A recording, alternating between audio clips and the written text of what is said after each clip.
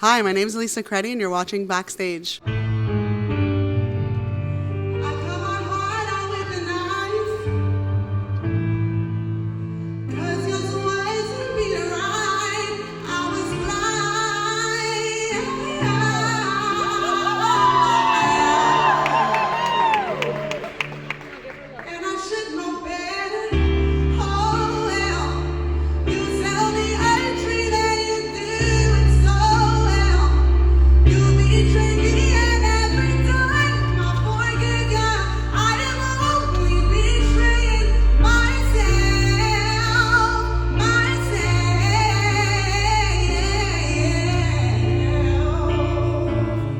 Yes, so we're at the Belasco in LA, and I just played the last set of the Birdie tour, and it was super fun.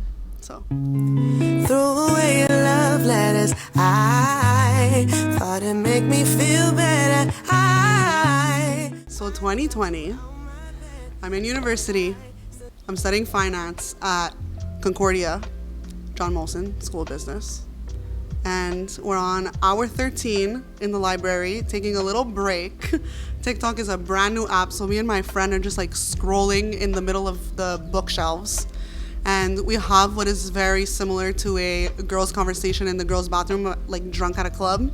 And she's like, anybody could just go viral on TikTok, you should just post, like come on. And she really convinced me, and it was a good little pep talk. And I said, okay, fine, I'm gonna do it. And I recorded it was a video of, it was a SZA song. It was Love Galore. It was a old Snapchat video. Posted it, thought nothing of it.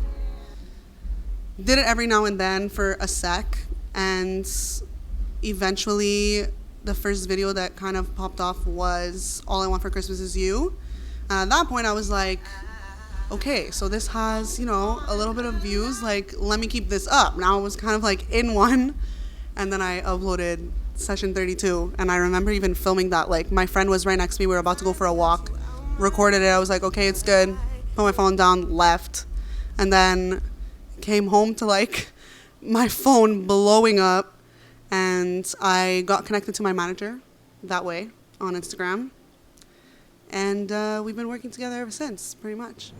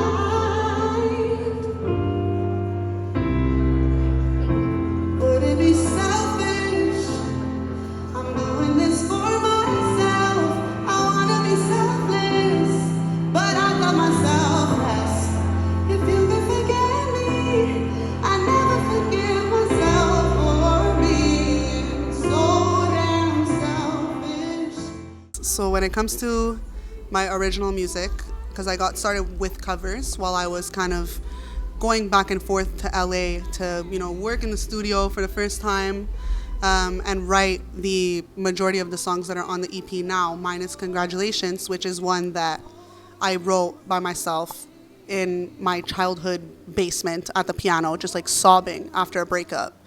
And that's usually how my music came about before I was, you know, doing this professionally. So it kind of was just my life experience. It was my therapy through literally everything that I would go through. I would write a song about it, and that's how I healed from it. It was kind of my way of like making a bad situation into something beautiful, because I was always very non-confrontational. So I was like, let me just write a song about it, get it out there, and that's how I would process and heal from things. It kind of depends on what comes to me first. Like sometimes I'll hear just kind of in my head, like a little melody. Sometimes it's a specific word or line that somebody told me or that I said to somebody that will stick out to me and spark an idea conceptually. Sometimes it's hearing, I hear the melody or the music, the soundtrack in my brain, and that's when I'll kind of just go to the piano to flesh it out and get it kind of mapped out. So the piano is usually where it kind of all comes together, but it's like, it kind of all happens so fast. It's like first there's one idea and it's like a little snowball that just kind of keeps rolling. I love jamming with a band. I love, performing with an entire crew, but I think that the special performances are the ones that are stripped because it just puts me back in a place, of how I always started, and this was really my identity for such a long time in my life, and I feel so connected to the piano and just kind of living in that acoustic space, if you will. And I feel like people that also have been watching me have really seen me in that space and been a part of it. So the piano is just like home to me. So that is my favorite.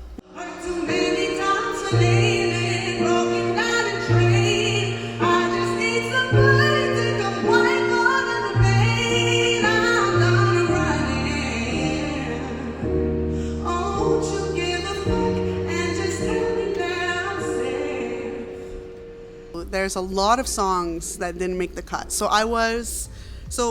if we go back to 2020, when I started working with my manager, I was working in aerospace. I was working at Bombardier, and literally every paycheck I was spending to fly to LA, sleep on my manager's couch, and get as many sessions as possible, and just kind of making sure that every single one counted. And that was kind of the plan, to just rack up as many songs that we could and then see what we can do with them. And I feel like the EP started to take place after my second trip to LA ever.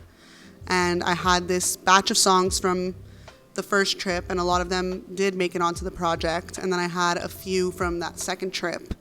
And I feel like the story just kind of started to take form. And I picked the songs that I think tell the story in the most without gaps type of way, I guess. And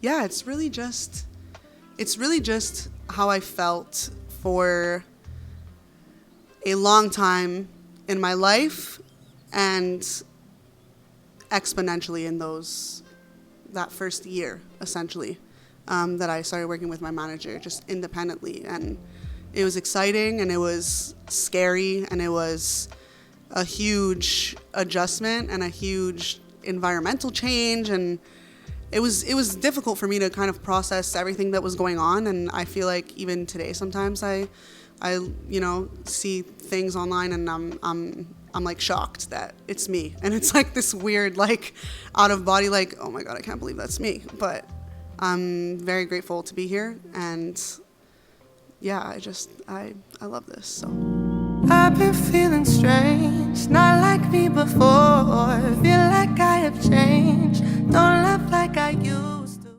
I grew up very close with my family. I have a big Italian family, so strong family values, and I spent my whole life putting everybody before me. My brother's autistic, so that was a factor in this. I had to be more of a mother sometimes over a sister at, a lot of times when he was growing up, and we're super, super close. He's like my best friend. So leaving to go to another country and not living with him was extremely difficult for me, and I genuinely feared him forgetting about me, to be completely honest. And it seems like a ridiculous statement to make, and like it's impossible, but I just was scared that if I wouldn't be present in his face all the time, that the relationship would change because we can't really do FaceTime. Like our relationship, it's in person, you know, like it's like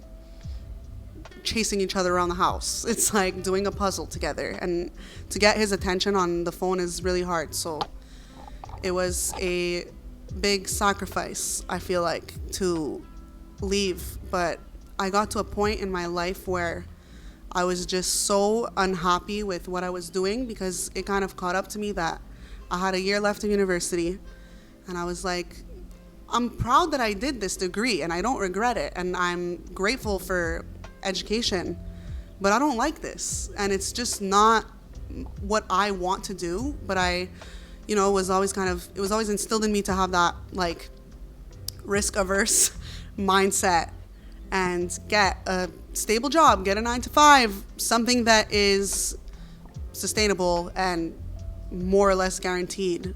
And I did the polar opposite, and I went into music. That is very risky, but genuinely no regrets, because for so long I never even thought that this was an option. I never felt empowered to do this. I didn't have a clear road to the music industry. Like, what is that? How do you get there? How do you do any of these jobs? And I'm just so grateful for the internet and how connected people were during COVID, despite how, you know, unfortunate it was. It was really cool to see that the world felt kind of small in that way because we were all connected online. And yeah, I'm just really grateful that I get to make music and share it with people. And yeah. This next song is called Selfless, and it's the title track to my debut EP that you've been listening to this far.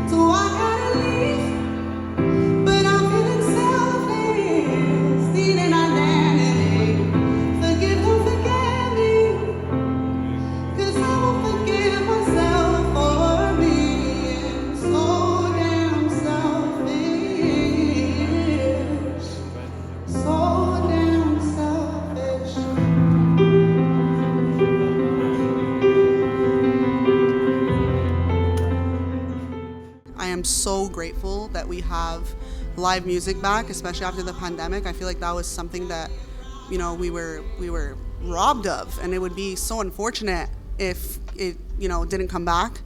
And yeah, it's so incredible to see people's faces and see how they're reacting to the songs. And I love kind of looking into the crowd and seeing people being the main character and just kind of in it, and that's genuinely the most incredible feeling ever when you're performing, that people are just so attentive and they're paying attention. And I don't know, it's just crazy. I never thought that people would. So at the end of the day, it's people coming from different stories, different backgrounds, different places, but we're all kind of in this moment together, and we're connecting and we're relating to one song that, you know, you could have gone through something totally different from the person next to you, but we're all in this moment together. So it's just the most magical feeling.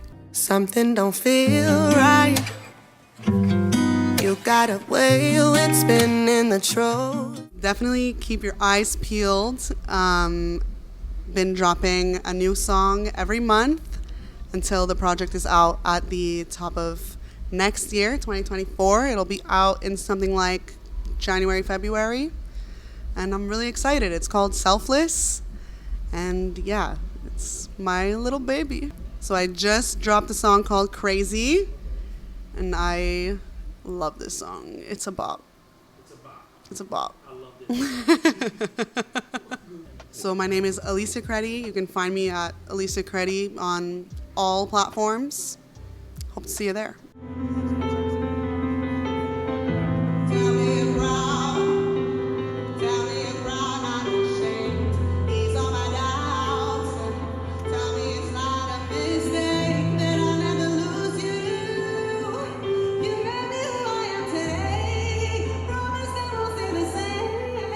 I'm Alicia Creti, and you've just been buzzed.